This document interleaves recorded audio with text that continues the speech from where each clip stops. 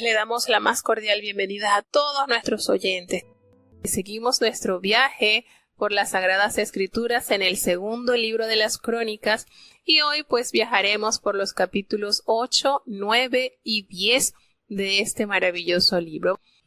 Entonces pues vamos a emprender nuestro viaje por las Sagradas Escrituras y como habíamos dicho en la introducción de este libro, que el libro se encuentra dividido en dos partes.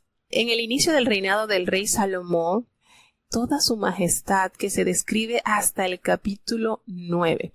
Ya del capítulo 10 al 36, que es donde termina este libro, entonces se dan detalles sobre los reinos del norte y del sur. Sin embargo, el mayor énfasis lo llevará el reino del sur. Vamos entonces a seguir conociendo, a seguir con Salomón en estos años de gobierno, 40 años que tuvo al frente la dirección del pueblo unificado de Israel. Recordemos que solamente Saúl gobernó 40 años, al igual que David, 40 años, al igual que Salomón, 40 años, una suma total de 140 años, es decir, un siglo con 20 años, un gobierno totalmente dirigido a la nación completa de Israel compuesta por las 12 tribus. Ya de Salomón en adelante, entonces, se divide el reino norte y sur. Entonces, en este día, pues vamos a emprender esa diferencia que se hizo y qué causó esa división, por qué esa decisión del Señor. Emprendamos nuestro viaje entonces por las Sagradas Escrituras. Segunda de Crónicas, capítulo 8. Y aconteció que al cabo de 20 años que Salomón había edificado la casa de Jehová y su casa, reedificó Salomón las ciudades que Hirán le había dado, y estableció en ellas a los hijos de Israel. Después vino Salomón a Hamat de Soba y la tomó. Y edificó a Tadmor en el desierto y todas las ciudades de municiones que edificó en Hamat. Asimismo reedificó a Bet-Orón, la de arriba, y Bet-Orón, la de abajo, ciudades fortificadas, de muros, puertas y barras. Y a Baalat y a todas las villas de munición que Salomón tenía, también todas las ciudades de los carros y las de la gente de a caballo, y todo lo que Salomón quiso edificar en Jerusalén y en el Líbano y en toda la tierra de su señorío. Y a todo el pueblo que había quedado de los heteos, amorreos, fereceos, heveos y jebuseos, que no eran de Israel, los hijos de los que habían quedado en la tierra después de ellos, a los cuales los hijos de Israel no destruyeron del todo, hizo Salomón tributarios hasta hoy. Y de los hijos de Israel no puso Salomón siervos en su obra, porque eran hombres de guerra, y sus príncipes y sus capitanes, y comandantes de sus carros, y su gente de a caballo. Y tenía Salomón 250 principales de los gobernadores, los cuales mandaban en aquella gente. Y pasó Salomón a la hija de Faraón, de la ciudad de David, a la casa que él le había edificado, porque dijo: mi mujer no morará en la casa de David, rey de Israel, porque aquellas habitaciones donde ha entrado el arca de Jehová son sagradas. Entonces ofreció Salomón holocaustos a Jehová sobre el altar de Jehová que había él edificado delante del pórtico, para que ofreciesen cada cosa en su día, conforme al mandamiento de Moisés, en los sábados, en las nuevas lunas y en las solemnidades, 3 veces en el año, a saber, en la fiesta de los panes ácimos, en la fiesta de las semanas y en la fiesta de las cabañas. Y constituyó los repartimientos de los sacerdotes en sus oficios conforme a la ordenación de David su padre, y los levitas por sus órdenes para que alabasen y ministrasen delante de los sacerdotes, cada cosa en su día, asimismo los porteros por su orden a cada puerta, porque así lo había mandado David, varón de Dios. Y no salieron del mandamiento del rey cuanto a los sacerdotes y levitas, y los tesoros y todo negocio, porque toda la obra de Salomón estaba preparada desde el día en que la casa de Jehová fue fundada hasta que se acabó, hasta que la casa de Jehová fue acabada del todo.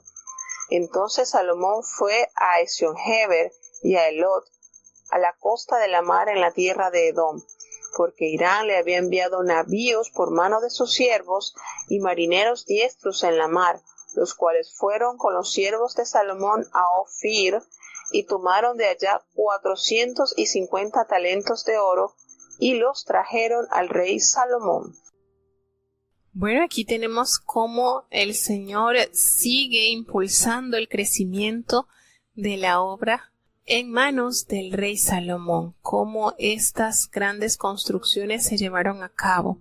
Acá el cronista nos detalla que fueron 20 años los que se emplearon para la edificación de la casa de Jehová y de la propia casa real.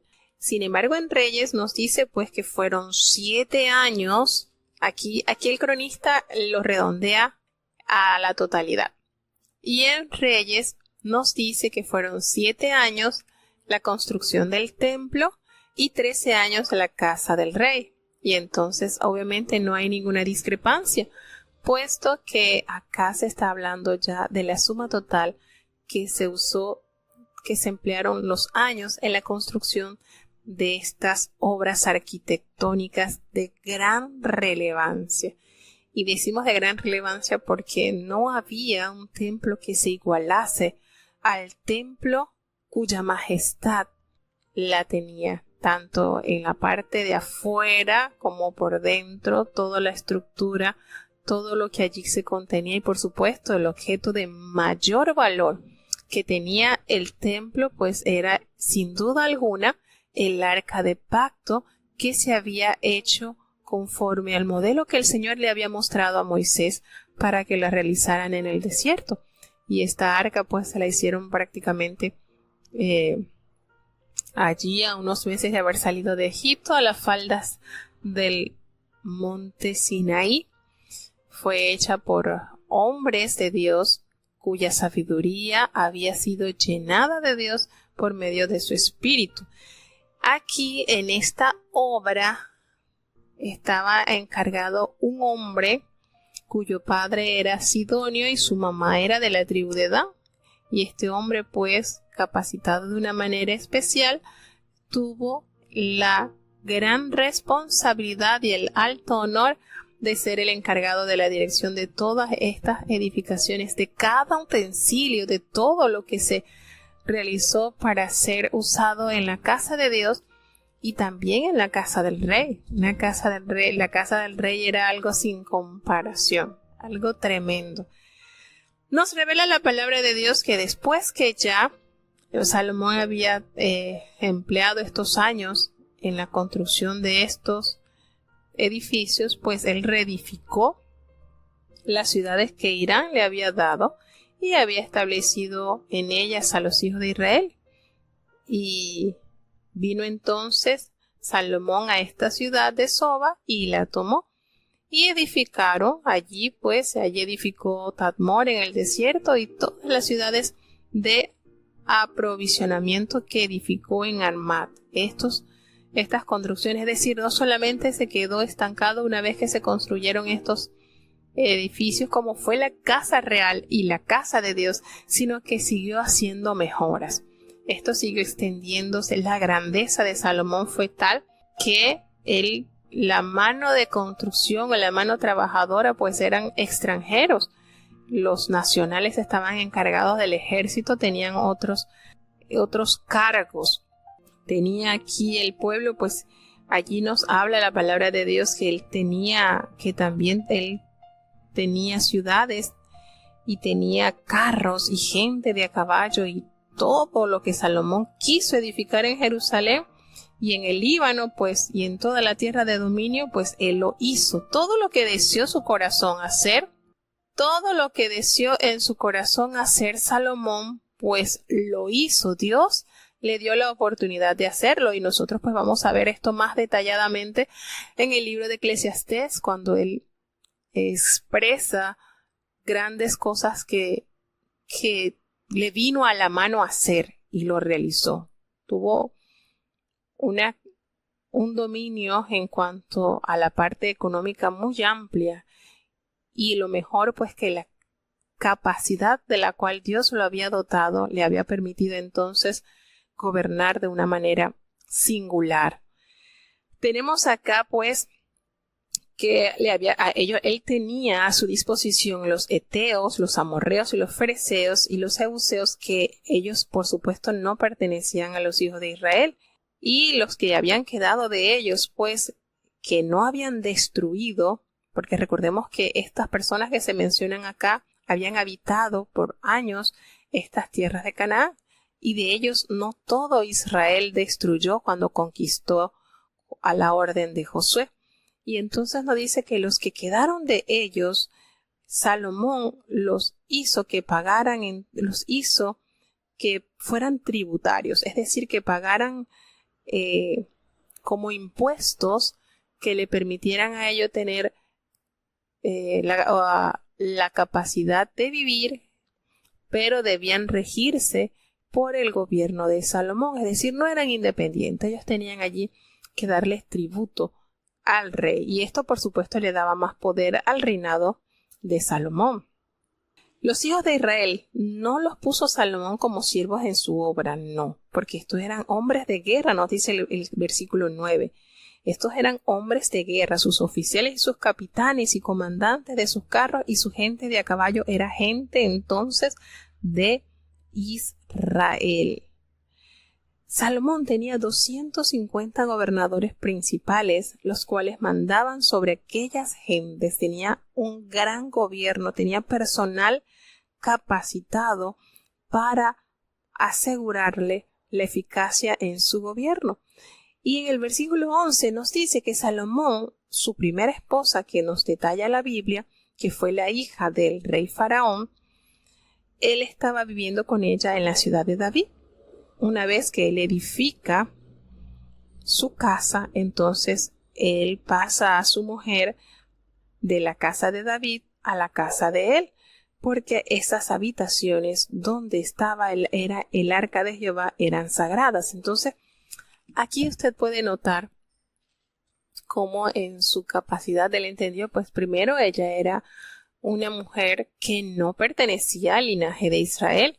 Y entonces estaba consciente pues que no era adecuado que ella habitase precisamente donde estaba ese mueble tan santo.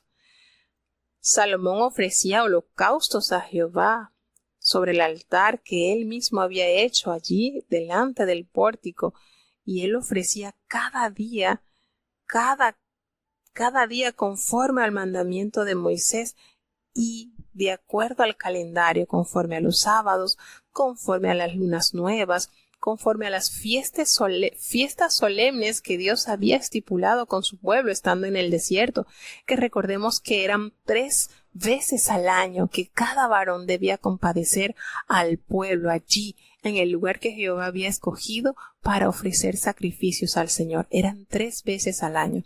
Y pues en este capítulo nos detalla cómo Salomón fue muy diligente en poner por obra el mandamiento que Jehová había dejado a su pueblo por mano de Moisés. Allí lo hacía tal cual en los días que tocaba los sacrificios. Fue bastante diligente en esto. Y él se preocupó porque los sacerdotes, de acuerdo a sus turnos, ejercieran sus oficios conforme a lo que David su padre les había ordenado, así como los levitas que estaban a cargo de las alabanzas, que ellos hicieran diligentemente los cánticos, las alabanzas y ministrasen cada cosa en su día, así como los que estaban a cargo de las puertas y todos los oficios que se llevaban a cabo en el templo de Jehová. Es decir, por años Salomón fue muy diligente en tomar cada mandamiento que David su padre había dado para el buen funcionamiento de los cultos que rendían adoración a Dios. Todo esto pues Salomón lo puso por práctica durante su reinado, porque todo esto, todos estos cimientos, todo esto que se había hecho en la casa de Jehová, que ya había sido terminada, había acabado, entonces todo esto se le dio el uso santo para lo cual se había edificado. Nos dice ya la palabra de Dios en el último versículo, pues que Hirán, el rey, le había enviado naves por mano de sus siervos y marineros diestros en la mar, los cuales fueron con los siervos de Salomón a Ofir, y de allí tomaron 450 talentos de oro y le trajeron al rey Salomón. Esto era mercadería en abundancia y transacciones comerciales que por supuesto fortalecieron de una manera muy elevada el reino de Israel. Estos fueron los años dorados del reino. Como les decía ayer, hasta aquí la historia era tan linda, esto estaba que, ¿para qué más, verdad? Todo esto estaba de una manera sumamente celestial. El templo de Dios hecho, y no solamente estaba construido, sino contaba con el personal idóneo para el cuidado, el mantenimiento y para el buen uso, para el uso santo para lo cual se había edificado, y estaba allí a disposición del pueblo, de tal modo que Israel se fortaleció entre todas las naciones en los 40 años del reinado de Salomón, a diferencia del reinado de Saúl y del rey David, pues hubo paz, como el Señor se lo había prometido a David en los días del reinado de su hijo. Hubo paz. Más bien los países extranjeros traían tributos a Salomón, dando así entonces a demostrar la grandeza de Dios al doblegar a sus enemigos y hacerlos más bien tributarios para fortalecimiento de su reino. Seguimos avanzando hacia el capítulo 9. Vamos a ver qué pasa en este capítulo donde nos detalla más grandezas del reinado del rey Salomón. Segunda de Crónicas, capítulo 9. Y oyendo la reina de Seba la fama de Salomón, vino a Jerusalén con un muy grande séquito, con camellos cargados de aroma y oro en abundancia, y piedras preciosas, para tentar a Salomón con preguntas difíciles. Y luego que vino a Salomón, habló con él todo lo que en su corazón tenía. Pero Salomón le declaró todas sus palabras, ninguna cosa quedó que Salomón no le declarase. Y viendo la reina de Seba la sabiduría de Salomón, y la casa que había edificado, y las viandas de su mesa, y el asiento de sus siervos, y el estado de sus criados, y los vestidos de ellos, sus maestresalas, y sus vestidos, y su subida, por donde subía a la casa de Jehová, no quedó más espíritu en ella. Y dijo el rey: verdad es lo que había oído en mi tierra de tus cosas y de tu sabiduría, mas yo no creía las palabras de ellos hasta que he venido, y mis ojos han visto. Y he aquí que ni aun la mitad de la grandeza de tu sabiduría me había sido dicha, porque tú sobrepujas la fama que yo había oído. Bienaventurados tus hombres y dichosos estos tus siervos, que están siempre delante de ti y oyen tu sabiduría. Jehová tu Dios sea bendito, el cual se ha agradado en ti para ponerte sobre su trono por rey de Jehová tu Dios, por cuanto tu Dios amó a Israel para afirmarlo perpetuamente. Por eso te ha puesto por rey sobre ellos, para que hagas juicio y justicia. Y dio al rey 120 talentos de oro, y gran copia de aromas, y piedras preciosas. Nunca hubo tales aromas como los que dio la reina de Seba al rey Salomón. También los siervos de Hirán y los siervos de Salomón, que habían traído el oro de Ofir, trajeron madera de algumín y piedras preciosas. E hizo el rey de la madera de algumín gradas en la casa de Jehová y en las casas reales, y arpas y salterios para los cantores. Nunca en tierra de Judá se había visto madera semejante. Y el rey Salomón dio a la reina de Seba todo lo que ella quiso, y le pidió más de lo que había traído el rey. Después se volvió y fuese a su tierra con sus siervos. Y el peso de oro que venía a Salomón cada un año era 666 talentos de oro, sin lo que traían los mercaderes y negociantes, y también todos los reyes de Arabia y los príncipes de la tierra traían oro y plata de Salomón. Hizo también el rey Salomón 200 paveses de oro de martillo, cada uno de los cuales tenía 600 siclos de oro labrado. Asimismo, 300 escudos de oro batido, teniendo cada escudo 300 siclos de oro, y púsolos el rey en la casa del bosque del Líbano. Hizo además el rey un gran trono de marfil, y cubriólo de oro puro. Y había 6 gradas al trono, con un estrado de oro al mismo, y brazos de la una parte y de la otra al lugar del asiento, y 2 leones que estaban junto a los brazos. Había también allí 12 leones sobre las 6 gradas de la una parte y de la otra. Jamás fue hecho otro semejante en reino alguno. Toda la vajilla del rey Salomón era de oro, y toda la vajilla de la casa del bosque del Líbano de oro puro. En los días de Salomón la plata no era de estima, porque la flota del rey iba a Tarsis con los siervos de Irán, y cada 3 años solían venir las naves de Tarsis y traían oro, plata, marfil, simios y pavos. Y excedió el rey Salomón a todos los reyes de la tierra en riqueza y en sabiduría, y todos los reyes de la tierra procuraban ver el rostro de Salomón por oír su sabiduría que Dios había puesto en su corazón. Y de estos cada uno traía su presente: vasos de plata, vasos de oro, vestidos, armas, aromas, caballos y acemilas, todos los años. Tuvo también Salomón 4,000 caballerizas para los caballos y carros, y 12,000 jinetes, los cuales puso en las ciudades de los carros, y con el rey en Jerusalén. Y tuvo señorío sobre todos los reyes, desde el río hasta la tierra de los filisteos, y hasta el término de Egipto. Y puso el rey plata en Jerusalén como piedras, y cedros como los cabrahigos que nacen por las campiñas en abundancia. Sacaban también caballos para Salomón, de Egipto y de todas las provincias. Lo demás de los hechos de Salomón, primeros y postreros, ¿no está todo escrito en los libros de Natán profeta, y en la profecía de Ahías silonita, y en las profecías del vidente Ido contra Jeroboam hijo de Nabat? Y reinó Salomón en Jerusalén sobre todo Israel 40 años, y durmió Salomón con sus padres, y sepultáronlo en la ciudad de David su padre, y reinó en su lugar Roboam su hijo. Bueno, llegamos entonces ya al capítulo 9 de Segunda de Crónicas.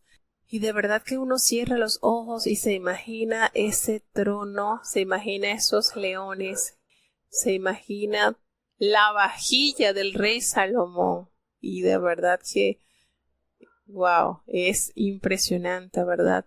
Cómo el cronista describe la cantidad y la calidad. Imagínese todos los escudos que fueron elaborados a martillo, cuya materia era el oro.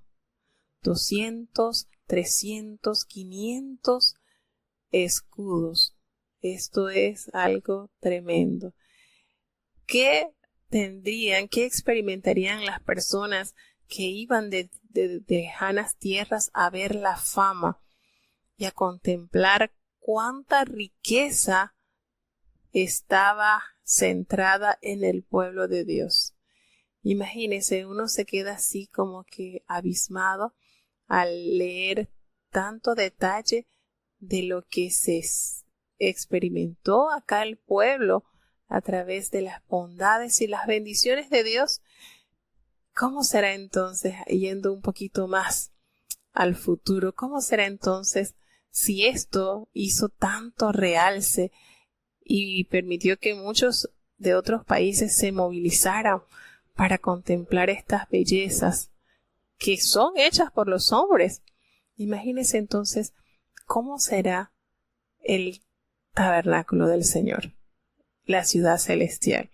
De verdad que no hay, por eso es que bien lo dice la palabra de Dios, que ojo que nunca vio, cosas que ojo nunca vio, ni oído escuchó, están preparadas para aquellos que guardan y esperan la venida del Señor. Si en este momento de gloria que experimentó Salomón y todos los que estuvieron en esa época viviendo se sintieron tan tranquilos y tan seguros y tan privilegiados por tener tales riquezas en la tierra, pues ¿qué será tenerlas allá en la eternidad, verdad? Entonces vale la pena hacer ese esfuerzo para optar a la ciudadanía celestial. Vale la pena. Y lo mejor de todo es que ya todo está pagado. El Señor nos sella la visa, que viene siendo la unción del Espíritu de Dios en nuestras vidas, pues para tener entrada a esa ciudad. Qué hermoso cuando uno contempla pues lo que la palabra de Dios nos revela, cómo esta mujer, la reina de Saba, escuchando la fama de Salomón, se dirige a Jerusalén con unos séquitos muy grandes de su país y trajo camellos cargados de toda especie aromática y trajo oro en abundancia y cuánta piedra preciosa. Pero ella vino a traer todo esto, pero también quería probar si realmente Salomón era tan sabio como se decía. Y no solamente trajo estos camellos cargados de abundantes aromas y riquezas, sino trajo una lista de preguntas difíciles para que el rey le revelara las respuestas. Ella hizo un listado, imagínense, y cuando ella llegó a Salomón y habló con él y le entregó todo lo que en su corazón tenía, cuántas inquietudes, cuántas interrogantes, cuántas cosas que en su corazón no estaban claras. Y esta entrevista que él tuvo con Salomón y Salomón responderle lo que nos dice el cronista a todas sus preguntas, no hubo una que Salomón no respondiese a esta reina. Todo se lo declaró, todo le contestó. Y cuando la reina escuchó por boca de este rey cuántas inquietudes ella le había formulado y las había respondido de una manera sobrenatural, y contempló todo lo que en su mesa se servía y sus habitaciones y cómo vivían sus criados y los vestidos de los criados que ellos poseían, sus maestresalas y todo lo que ellos tenían a su entorno, como las escaleras, la que subía a la casa de Jehová. Esta mujer quedó abismada, quedó sorprendida al contemplar tal majestad, a tal punto que ella no le tocó otra cosa que expresarle al rey: la verdad es que lo que a mí se me había dicho acerca de tus cosas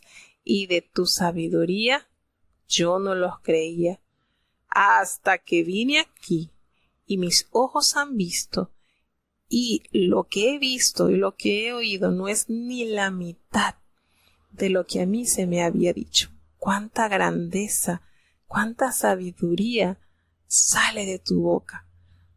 Tu fama no supera lo que es la realidad, lo que yo he oído. Qué tremendo.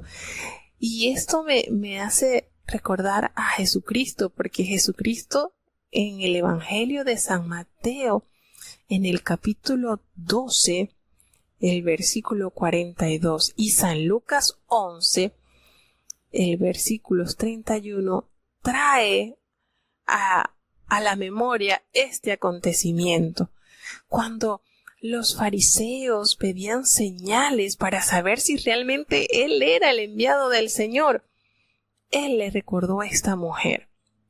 Le dice: ¿saben? En el día del juicio, la reina del sur se va a levantar y los va a condenar, porque ella, al escuchar allá en su tierra la fama del rey Salomón, emprendió viaje y se fue y habló y corroboró eso que había escuchado. Ella tuvo esa necesidad.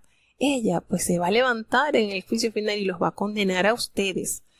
Y esto nos da que pensar, porque estamos hablando de una reina pagana, de una mujer que no tenía ningún vínculo con el Dios de Israel. Sin embargo, a ese mover que hubo en su corazón de llegar, de invertir, porque ella no se conformó con solamente escuchar y quizás alguna persona le podía llevar alguna evidencia, ¿verdad? Bueno, esto es un vestido de los que usan los sirvientes de Salomón, o esto es un proverbio escrito por Salomón. Ella no se conformó con eso.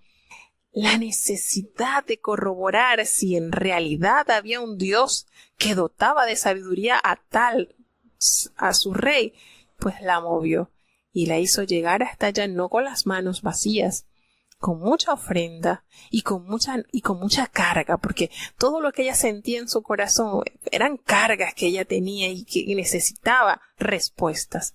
Y Dios premió ese sacrificio, esa inversión que dio esta mujer. Y el Señor censura a los fariseos, pueblo de Dios, conocedor de las Escrituras. Y le decía, oye, y esta mujer viajó de tan lejos y corroboró esa fama que había escuchado, y ustedes que son del pueblo de Israel están incrédulos, ¿verdad? Cuántas cosas, cuánto tenemos que mejorar. A veces el estar tan cerca de Dios no nos asegura que realmente estemos cerca. No, estamos cerca, pero nuestro corazón está lejos. Y así estaban los fariseos, cerca de la palabra, pero lejos de Dios. Conocían, pero no hacían y no sabían realmente poner en práctica el conocimiento. Y el Señor pues les recuerda este suceso que nos relata pues el cronista en el capítulo 9 de Segunda de Crónicas, y también se halla en Primero de Reyes, el capítulo 10, cómo esta mujer fue y llevó de lo mejor. Y nos dice la palabra de Dios que los aromas que esta mujer llevó nunca se habían visto. O sea, eso fue algo sin precedente. ¿Cómo serían esos perfumes, esos inciensos que ella le entregó a Salomón? Dice que nunca hubo tales especias aromáticas como las que dio la reina de Seba al rey Salomón. ¿Qué les parece? Y eso nosotros podríamos simbolizarlo en la actualidad como esas esencias aromáticas, como nuestras oraciones, como nuestras ofrendas al Señor en súplicas, en ruegos. Y lo más lindo que aquí es que esta reina le entregó al rey 120 talentos de oro, y le entregó muchas especies aromáticas, y le entregó piedras preciosas, y Salomón, aparte de haberle dado audiencia y dado respuesta a todas las inquietudes que ella llevaba, pues él le dio la oportunidad a ella de pedir lo que ella quisiese llevar para su país, y fue más lo que ella llevó de Israel que lo que ella trajo al rey. ¿Qué les parece esto? Qué detalle, ¿verdad? Fue más lo que ella llevó. Todo lo que ella quiso y le pidió a Salomón, Salomón se lo entregó. Y entonces nos revela el versículo 12 que fue más lo que ella había llevado, fue más lo que ella se había llevado a su tierra que lo que ella le había traído al rey Salomón. También nos dice que los siervos de Irán, el rey, le traían a Salomón oro de Ofir, y le habían traído madera de sándalo y piedras preciosas. Y de esa madera de sándalo que el rey recibió por manos de Irán, el rey hizo gradas en la casa de Jehová y en la casa real, y trajo también de esa madera para la elaboración de arpas y salterios para los cantores. Nunca en la tierra de Judá se había visto una madera semejante. Imagínense qué manera el Señor, a través del cronista, de escribir cuánta finura tenía el templo y la casa real. Con estas maderas muy singular, pues se elaboraron arpas, se elaboraron instrumentos para el uso santo de la adoración al Dios de Israel. Y nos sigue detallando este capítulo la grandeza de Salomón, pues el oro que venía a Salomón cada año era de 666 talentos de oro, así como la misma cantidad nos revela en Primera de Reyes 10, el capítulo 10, versículo del 14 al 28 nos revela esto que acá se está recordando. Sin contar lo que traían los mercaderes y los negociantes de los otros reyes de Arabia y los gobernadores de las tierras que le traían oro y plata a Salomón. Hizo 200 paveses de oro batido, cada uno de los cuales tenían 600 siclos de oro labrado. Imagínense esta finura, así como 300 escudos de oro batido que tenían cada escudo 300 siclos de plata. Y esto los puso el rey en su casa del bosque en el Líbano. También se hizo un trono de marfil con tal majestad que fue cubierto de oro purísimo. Y en este trono habían 6 gradas, 6 escaleras y un estrado de oro fijado al trono. Y habían brazos de un lado y del otro lado del asiento. Y en cada lado de asiento pues había 2 leones juntos a cada brazo. Por cada grada habían 6 leones de un lado y 6 leones del otro lado. Simbolizaban entonces las 12 tribus de Judá. Toda la vajilla del rey, todo era de oro. La flota que venía de Tarsis con los siervos de Irán le traían cada 3 años, le traían oro puro, le traían plata, le traían marfil, le traían simios y pavos reales. Así también como nos detalla este capítulo, así como nos dice Primera de Reyes, el capítulo 3, con cuánta riqueza excedió el gobierno del rey Salomón, no solamente en riqueza. Usted lee esto y usted se da cuenta que ese sueño que tuvo Salomón en Gabaón cuando fue a sacrificar, el Señor no dejó ninguna palabra sin cumplir. Le dijo, como me has pedido sabiduría, te voy a dar riqueza como ningún otro rey haya tenido, y te voy a dar todos tus enemigos. Mire qué lindo, qué promesas que el Señor se deleita en cumplir. Qué maravilloso es creer en las promesas de Dios.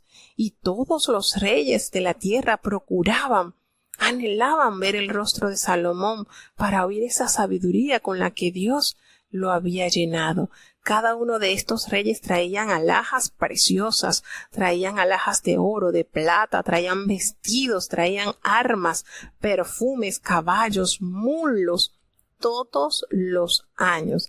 Y es notorio esto porque el Señor Jesucristo mencionó a Salomón en 2 oportunidades cuando se refiere a la reina del sur, que ella se movilizó para conocer a Salomón, y también lo hace mención cuando dice, miren los lirios del campo, ellos no hilan, ellos no tejen, ellos no bordan, pero ni aun Salomón con toda su gloria se vistió como uno de ellos. Y les hago referencia pues porque aquí nos habla el cronista de cuánta grandeza el Señor lo había dotado de vestidos que eran traídos por los reyes como ofrenda, como regalo a Salomón. Y en lo más sencillo hay tanta grandeza, en los lirios tan lindos, tan olorosos, tan llenos de colores y una textura, pues eso que es obra de la mano del Señor, no se compara, no es de comparar. Qué lindo es conocer esos detalles que el Señor nos da a través de su palabra. Salomón tuvo cuántas caballerizas y cuántos carros y los jinetes. Todo esto nos detalla el capítulo 9, la gloria, y cómo dominó a todos los reyes que estaban desde el río Éufrates hasta la tierra de los filisteos y hasta la frontera de Egipto, y acumuló plata en Jerusalén, nos dice el cronista, como piedras y cedro, esta valiosa madera como cabraígos, como ese monte. Es decir, la abundancia fue esta alegoría que nos revela. El escritor nos da a entender con con qué amor y con qué fidelidad el Señor cumplió su promesa a este rey. En este capítulo se habla tan maravilloso. Aquí el cronista no nos detalla para nada el desatino espiritual que nos dice Reyes. Reyes en el capítulo 11 sí nos dice que las mujeres torcieron el corazón de Salomón. Tenía 1000 mujeres, recordemos, 700 reinas y 300 concubinas. Y cuando ya él estaba mayor, las mujeres lo hicieron que él elevara lugares altos para hacerle sacrificio a sus dioses. Como él tomó mujeres de distintas naciones, pues estas mujeres lo hicieron entorpecer su intimidad con Dios. Y toda esa verdad que nos revela Reyes, pues Crónicas no lo considera importante de mencionar. Sencillamente nos dice que todos los hechos de Salomón, los primeros y los postreros, que estaban escritas en el libro del profeta Natán, en el libro del profeta Ahías Silonita y en las profecías del vidente Ido, que escribió contra Jeroboam, el hijo de Nabat. Y reinó pues 40 años en Jerusalén, y cuando él muere, es enterrado entonces en el sepulcro de sus padres, allí mismo en la ciudad de David, y que es Jeroboam, su hijo, quien continúa con la dinastía. Entonces aquí se omite una gran parte o todo lo que tiene que ver con el desacierto espiritual de Salomón. De esta manera entonces cerramos el viaje con Salomón y ahora emprenderemos entonces con su generación relevo, que en este caso será Roboam. A mí antes me confundía mucho porque está Roboam, hijo de Salomón, y Jeroboam, quien sale en la parte del norte, quien fue siervo de Salomón y que sería entonces por mano del profeta Ahías, quien Jehová le entregaría las 10 tribus del norte. Siempre me confundía un poquito porque como tienen parecido Jeroboam, Roboam, la diferencia es la J con la E. Pero bueno, allí vamos entonces a escuchar ya el capítulo 10 de Segunda de Crónicas. Esto entonces dará inicio a lo que será los reinos del norte y del sur. Escuchemos.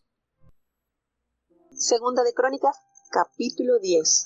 Y Roboam fue a Siquem, porque en Siquem se había juntado todo Israel para hacerlo rey.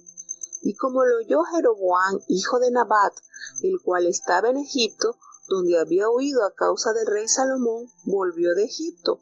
Y enviaron y llamáronle. Vino pues Jeroboam y todo Israel, y hablaron a Roboam, diciendo: Tu padre agravó nuestro yugo, afloja tú, pues, ahora algo de la dura servidumbre y del grave yugo con que tu padre nos apremió, y te serviremos. Y él les dijo: Volveos a mí de aquí a 3 días. Y el pueblo se fue. Entonces el rey Roboam tomó consejo con los viejos que habían estado delante de Salomón su padre, cuando vivía, y díjole: ¿Cómo aconsejáis vosotros que responda a este pueblo? Y ellos le hablaron, diciendo: Si te condujeres humanamente con este pueblo, y los agradares, y les hablares buenas palabras, ellos te servirán perpetuamente. Mas él, dejando el consejo que le dieron los viejos, tomó consejo con los mancebos que se habían criado con él y que delante de él asistían, y díjoles: ¿Qué aconsejáis vosotros que respondamos a este pueblo que me ha hablado, diciendo: alivia algo del yugo que tu padre puso sobre nosotros? Entonces los mancebos que se habían criado con él le hablaron, diciendo: Así dirás al pueblo que te ha hablado, diciendo: Tu padre agravó nuestro yugo, mas tú descárganos. Así le dirás: Lo más menudo mío es más grueso que los lomos de mi padre. Así que mi padre os cargó de grave yugo, y yo añadiré a vuestro yugo. Mi padre os castigó con azotes, y yo con escorpiones. Vino pues Jeroboam con todo el pueblo a Roboam al tercer día, según el rey les había mandado, diciendo: Volved a mí de aquí a 3 días. Y respondióles el rey ásperamente, pues dejó el rey Roboam el consejo de los viejos, y hablóles conforme al consejo de los mancebos, diciendo: Mi padre agravó vuestro yugo, y yo añadiré a vuestro yugo. Mi padre os castigó con azotes, y yo con escorpiones. Y no escuchó el rey al pueblo, porque la causa era de Dios, para cumplir Jehová su palabra que había hablado por Ahías Silonita a Jeroboam, hijo de Nabat. Y viendo todo Israel que el rey no les había oído, respondió el pueblo al rey, diciendo: ¿Qué parte tenemos nosotros con David, mi herencia en el hijo de Isaí? Israel, cada uno a sus estancias. David, mira ahora por tu casa. Así se fue todo Israel a sus estancias. Mas reinó Roboam sobre los hijos de Israel que habitaban en las ciudades de Judá. Envió luego el rey Roboam a Adorán, que tenía cargo de los tributos, pero le apedrearon los hijos de Israel, y murió. Entonces se esforzó el rey Roboam, y subiendo en un carro huyó a Jerusalén. Así se apartó Israel de la casa de David hasta hoy. Bueno, aquí entonces toma rumbo diferente el reinado del pueblo de Israel.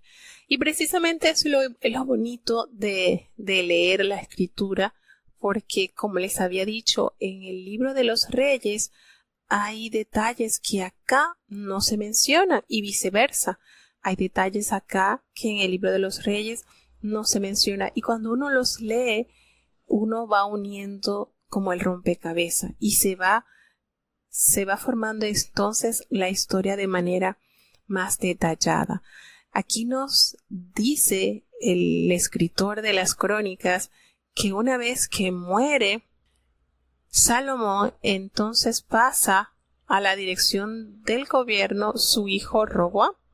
Sin embargo, en el libro de los Reyes nos detalla el encuentro que tuvo el profeta Ahías con Jeroboam cuando rasga el manto y le entrega 10 pedazos a Jeroboam y le da la información que recibió el profeta Ahías por boca de Jehová, y le da unas promesas preciosas a Jeroboam, algo tremendo, lindísimo, y se reserva 2 trozos de tela que entonces representarían el reino, la tribu de Judá y de Benjamín. Esto acá no se detalla. Aquí nos damos cuenta la rebelión, pero no nos detalla que Jeroboam fue buscado por Salomón para asesinarlo, hasta el punto que Jeroboam tuvo que huir a Egipto. Y una vez que Salomón muere, entonces Jeroboam regresa y se reúne con el pueblo para entonces abordar el alto costo que tenían los tributos que ellos tenían que pagar. Entonces, por eso les digo que cuando uno va ensamblando las piezas, uno va armando así en su totalidad la historia y la va comprendiendo.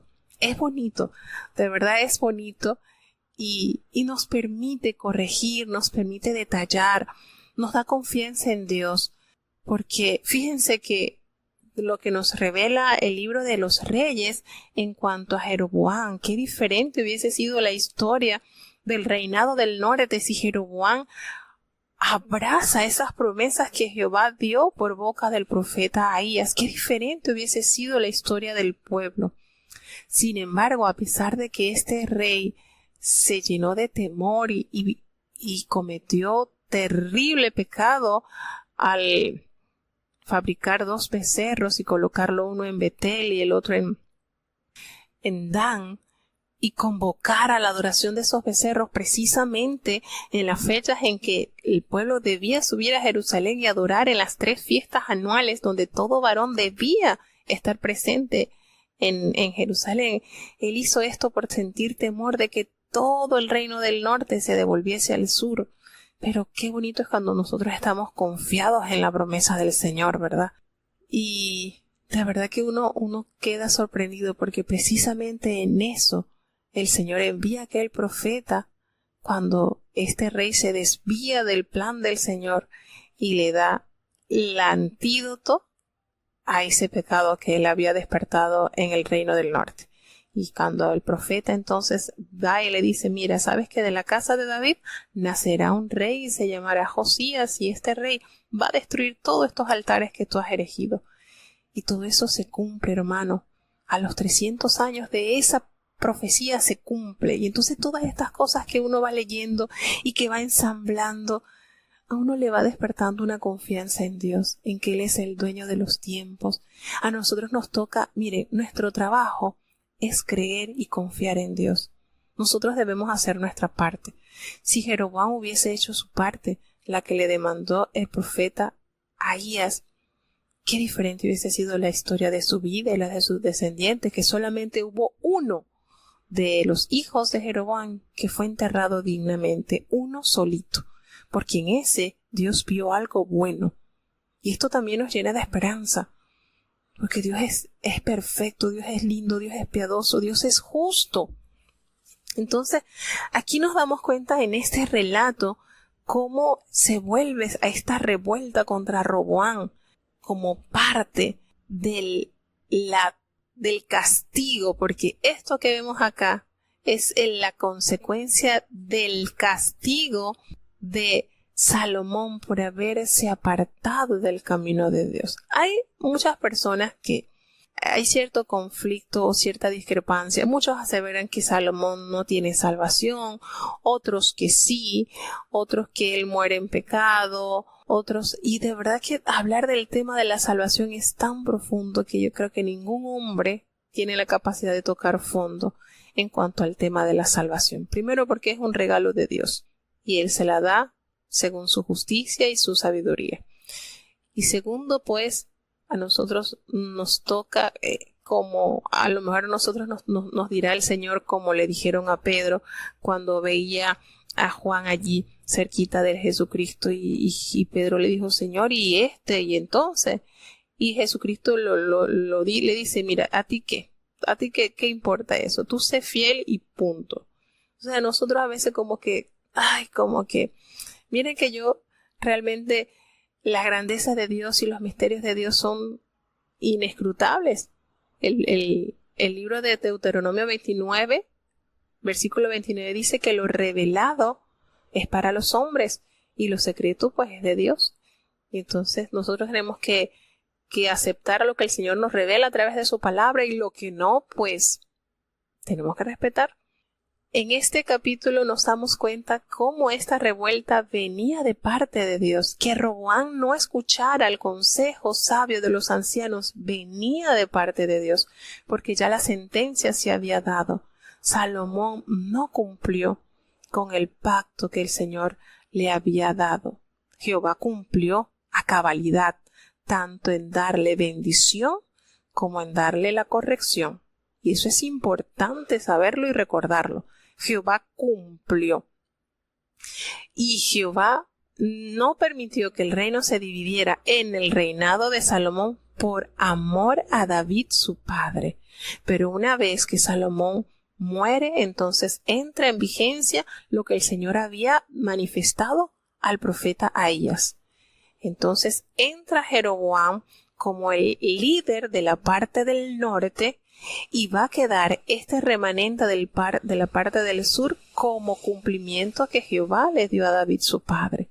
Esto que Jeroboam hizo de escuchar el consejo de sus compañeros de año, eso venía de parte de Dios, porque este reinado debía dividirse como evidencia del disgusto de Jehová por el desvío, por la falta de templanza de Salomón al inclinar su corazón a servir a otros dioses. Y ese pecado, el cual llegó al corazón de Salomón, fue y entró por pequeñeces, pequeñas zorras que hacen grandes estragos. Porque si él cuidadosamente se hubiese abstenido de tomar mujeres para él de otras naciones, eso no hubiese pasado. Miren cómo por pequeñeces él sabía que el tomar mujeres extranjeras no beneficiaban, porque precisamente a su esposa, la egipcia, él no permitió que estuviese allí en el lugar santo de Jehová porque es de otra nación. No convenía. Él sabía. Y empezó a tener confianza y a desarrollar su poder en caballos, cuando el Señor también había recomendado eso. No confíen en caballos, como las demás naciones no. Y él vio el ejemplo de su padre. Él heredó de su padre no un majestuoso corcel, no un majestuoso caballo. Él heredó de su padre una mula. Una mula. David dio la orden de que él fuese montado en su mula y recurriera entonces el lugar donde él debía ser coronado. Entonces esas cosas que están llevadas o nacen en la soberbia del corazón del hombre por no acatar con diligencia los detalles del Señor. Lo mínimo, hermano, por muy sencillito que uno vea. Y por eso el Señor nos dice las pequeñas zorras. El Señor nos revela y nos decían ayer el hermano, ¿verdad que sí? El enemigo no necesita que le abras la puerta de tu corazón. No, déjale una endijita, déjale una pequeña abertura y él se encargará de entrar sigilosamente sin que lo sientas. Y cuando quieras despertar, pues ya está entronado en tu corazón, haciéndote estrago. Y será tarde entonces. Pero qué bonito es cuando nosotros comprendemos que la sabiduría nace del temor que nosotros le tengamos al Señor. Eso sucede igual con los hijos. Cuando los hijos comprenden que no hay nadie que quiera lo mejor para ellos, que sus padres, no les va a molestar un consejo sabio de parte de sus padres, porque han entendido que nadie quiere lo mejor para ellos que sus padres. Igual a nosotros como hijos, cuando nosotros entendamos que los consejos, que los mandamientos, que las ordenanzas, que los preceptos del Señor son lo mejor para nuestras vidas tomarán un rumbo diferente. Cuando nosotros entendamos que los mandamientos no son cargas, sino beneficio para nuestra vida y aún para nuestra sociedad, entonces lo abrazaremos como el mayor tesoro que hemos encontrado y no como un obstáculo para ser libres, al contrario. Entonces esto es importante recordarlo. Salomón tuvo en su mano la oportunidad de entregar un reino fuerte en adoración, en obediencia, en grandeza, pero no obedeció en las cosas más pequeñas. Y el final fue triste, catastrófico, porque imagínense el impacto que tuvo su desobediencia al el Señor tomar la determinación de dividir esta imponente nación. Entra entonces a gobernar Roboam y Jeroboam, viendo que no habían tomado en consideración la demanda de ellos, y es que no la iba a tomar Roboam en consideración porque recordamos que ya esto venía de parte de Dios. Entonces Roboam, siendo líder, teniendo capacidad, entonces anuncia y dice: nosotros no tenemos ninguna parte con David, así que Israel, y llama a cada uno a sus estancias, cada quien a su casa, y David que mire por su casa. Es decir, mire por su tribu, porque nosotros no tendrá más gobierno. Y así fue. El rey trató de sujetar un poco y enviar a este hombre que se encargara de cobrar los tributos, como era Adorán. ¿Y qué sucedió? Pues murió apedreado por los hijos de Israel. Al ver esta situación, entonces a Roboam le tocó huir a Jerusalén y quedarse allí. Y hay más detalles que nos revela Reyes, hay más detalles, pero bueno, seguiremos avanzando en los acontecimientos de esta situación en donde el país toma otro matiz, triste y lamentablemente a consecuencia de un mal proceder. Qué bonito, hermanos, de verdad. Qué bonito es cuando nosotros comprendamos, cuando nosotros encajemos en la voluntad de Dios, nuestras vidas tomarán un rumbo diferente, porque ya el Espíritu Santo no será nuestro copiloto. El Espíritu Santo será nuestro piloto. Él nos guiará y nosotros estaremos tranquilos, aunque veamos un precipicio cercano o aunque estemos pasando por unas curvas bien cerradas que haya temor. Si es el Espíritu de Dios quien nos conduce, vamos a estar confiados en Él. Y yo lo he comparado así más o menos cuando empecemos a ver lo que son los proverbios. Hay una parte de los proverbios donde dice: Señor, no me des abundancia para que yo no me olvide de ti. Y no me des escasez para que yo no robe y maldiga. Y ayúdame a tener el pan así diario justito, ¿no? Y es bonito, qué sabio petición.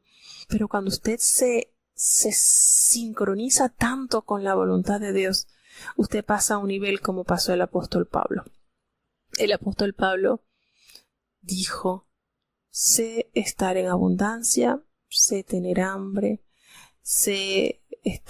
he pasado desnudez, he pasado cuchillo, he pasado distintas situaciones. Él no dijo: Señor, tenme el pan nuestro cada día allí limitadito y no me deja abundancia. No, ya él pasó a otra atmósfera, a otro nivel. Señor, he pasado esto, pero ¿sabes qué? He entendido que todo lo puedo porque tú eres el que me fortalece.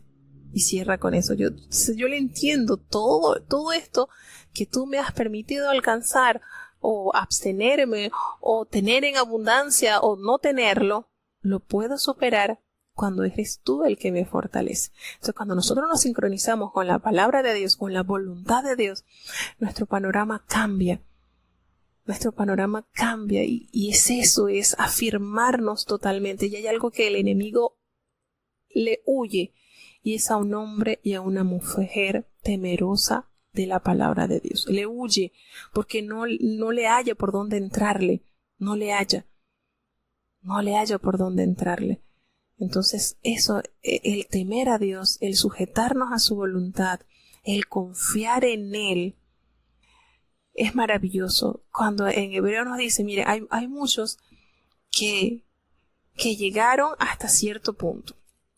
Y me gusta mucho y hallo tanto refrigerio en esa palabra escrita en la carta a los Hebreos, que de verdad que es linda. Y bueno, se los quiero compartir porque hablando a lo que le sucedió al rey Salomón, que triste y lamentablemente tuvo en su mano la oportunidad de entregar un reino totalmente sumergido a la presencia de Dios.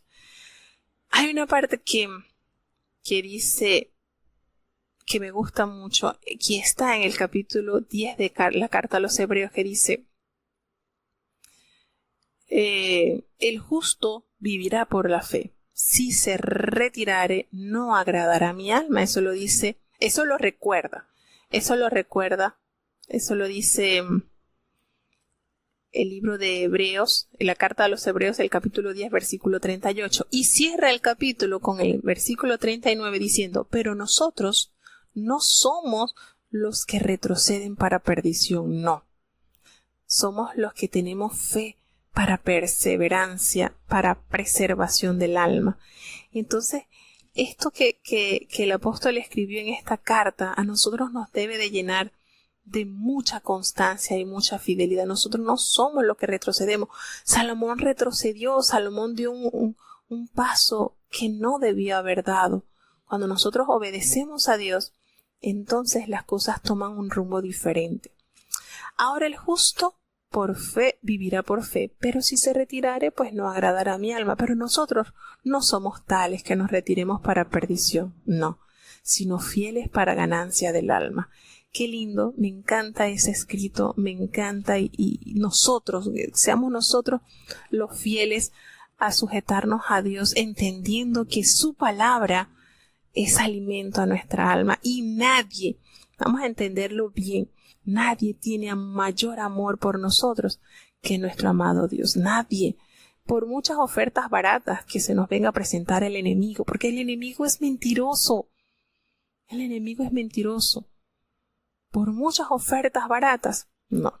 A ustedes le dirán: oh, pero es que la salvación es gratis. Claro que la salvación es gratis, pero el discipulado cuesta.